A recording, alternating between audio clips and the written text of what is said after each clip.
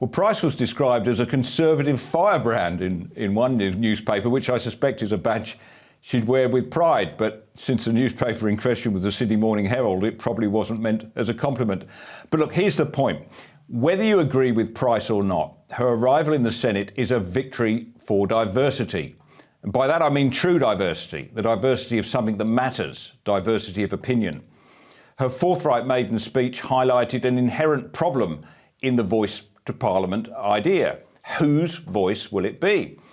Will it be a voice like that of Price, one that prefers practical measures to symbolic gestures, one that seeks equal opportunity rather than equal outcomes, one that rejects separatism, respects the Australian flag and resonates with unabashed national pride?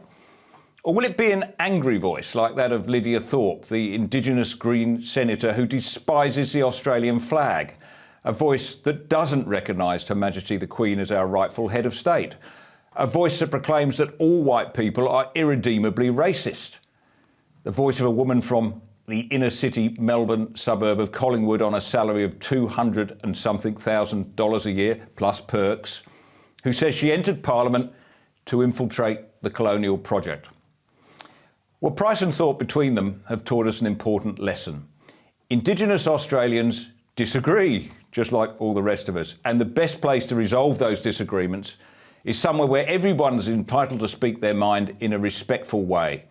A place, in other words, that looks to me a lot like federal parliament, an institution that's been peacefully settling arguments between Australians for 121 years.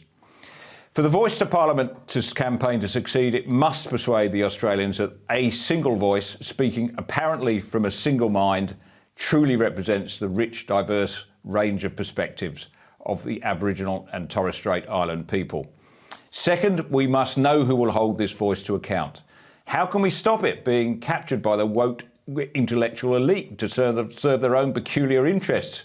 I mean, after all, it's happened before.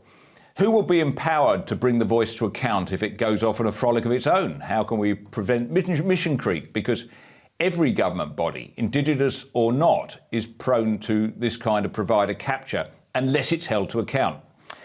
Let's be blunt. Who has the power to sack the voice if it fails to do its job and fails to represent the Indigenous constituency it's supposed to serve?